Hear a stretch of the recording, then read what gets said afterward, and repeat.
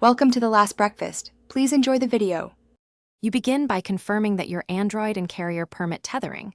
This matters because some plans block it. Once done, plug in or enable mobile data and keep battery above 20% so the phone won't die mid-process. Make sure your client device is ready. Disable its Wi-Fi or Bluetooth to avoid confusion, or have a USB cable handy.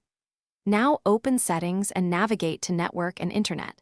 This is where tethering options live, so tap in and stay focused. Choose the tethering method that fits. Wi-Fi hotspot for multiple devices, USB for stable single connections, or Bluetooth for low power needs. For a hotspot, set a clear SSID and one strong password using WPA2 or WPA3. This prevents freeloaders and keeps speed steady.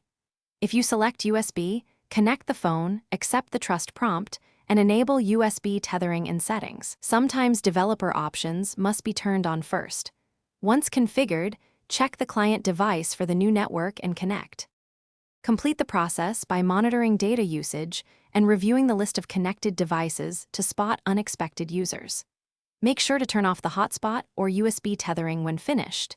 Enable automatic timeout if your phone offers it so you don't waste data.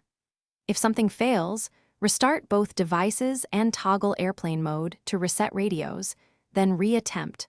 Also verify APN settings and that your carrier hasn't blocked tethering. This quick restart sequence fixes most connection problems, so try that before more complex fixes.